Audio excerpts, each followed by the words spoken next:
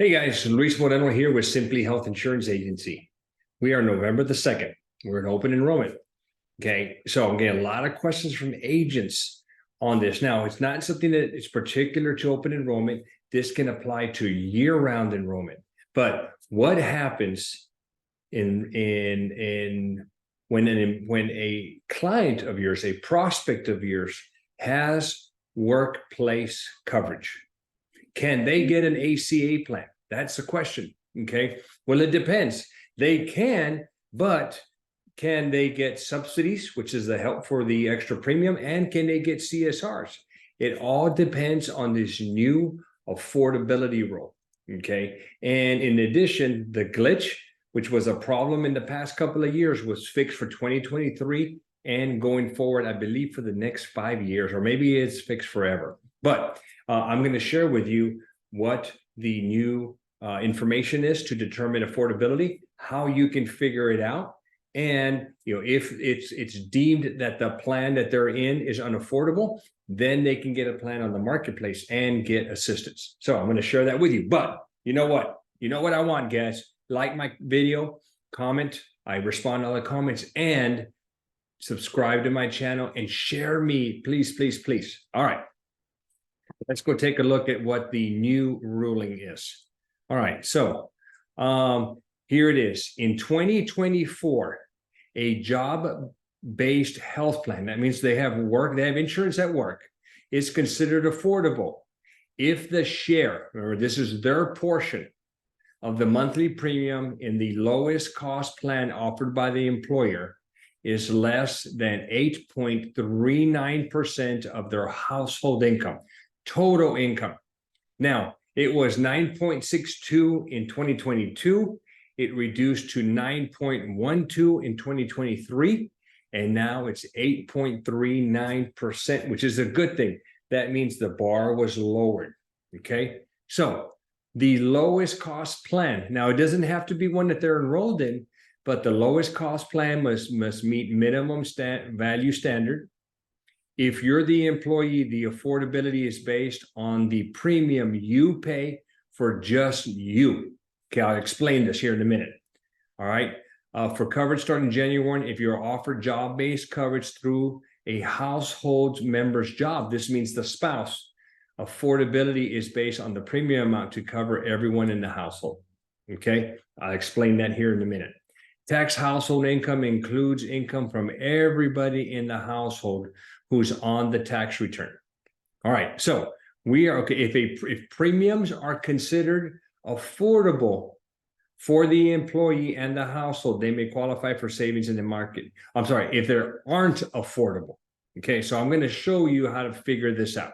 Okay, so we're going to use this example of a $40,000 income, household income. That means what the employee makes, what the spouse makes, and maybe if the kids have a part-time job, their income. We're going to do 49,000. And then we're going to assume that the premium that the employee pays for the lowest price plan is $300. So you got to remember, in group coverage, here's what happens, guys. Most employers have to pay 50% of the premium for the employee. Okay, so that means that the premium for the employee only is $600. The employer pays $300 and the employee pays $300. Now, most employers do not do any kind of participation in the premium for the spouse, for the kids, or the family. I very rarely have seen it. I've only seen it one time where they paid 100%. Okay, but normally they pay nothing for the spouse, the kids, or family.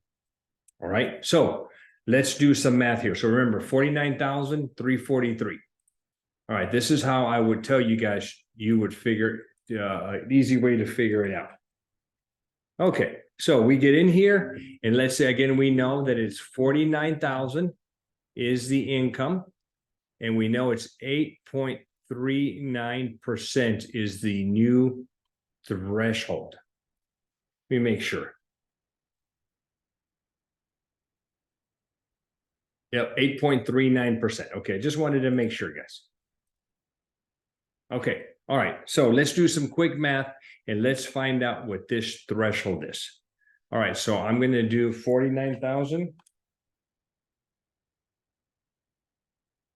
Multiply it times 8.39%. Okay, so this gives me a value of 4,111. And I'm going to divide that by 12 to get the monthly, okay, because this is annual. Divide that by 12, and I get, I did times 12, 411, divide that by 12. This gives me a value of $342 and change. I'm just going to round it up, $343. And this is per month. All right, so the threshold is $343. All right, so here is the employee. Now remember, in the example that I just shared with you, the employee only rate is 600. The employer pays 300, 50% match, and then the employee pays 300. So in this example, 300 is under the threshold. So his plan is deemed affordable. So he cannot get any kind of assistance, no subsidy assistance, and no CSR assistance if they qualify.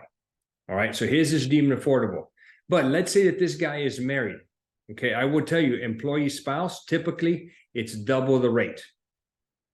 Okay, all right. Now, when I say double the rate, we know 600 is the employee. So to add the spouse, we know it's 600. If we do employee children, it's typically 1,200.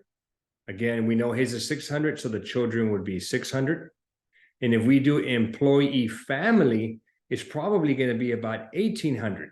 So we know that this is 1,200 because 600 of it is the employees.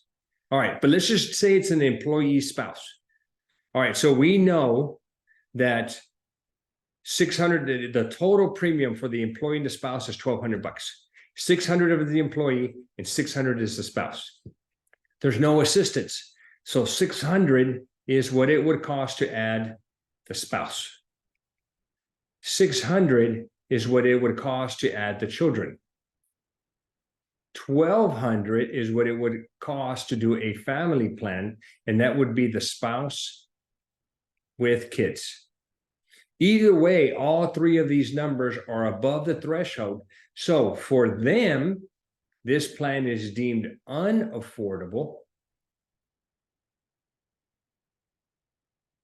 and they can get subsidies,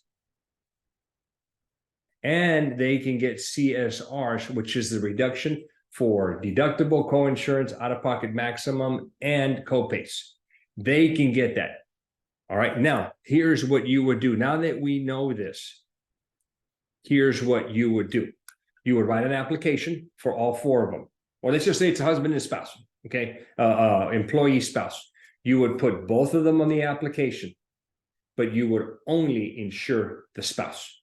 The employee would have to stay, and you would process an application, and the spouse, depending on their income and size of household, they may or may not get subsidies and CSRs, but you can enroll the spouse. So that's the good news, guys. So in the past, we couldn't help the spouse. We couldn't help the children. We couldn't help the family. In the past, there was a glitch.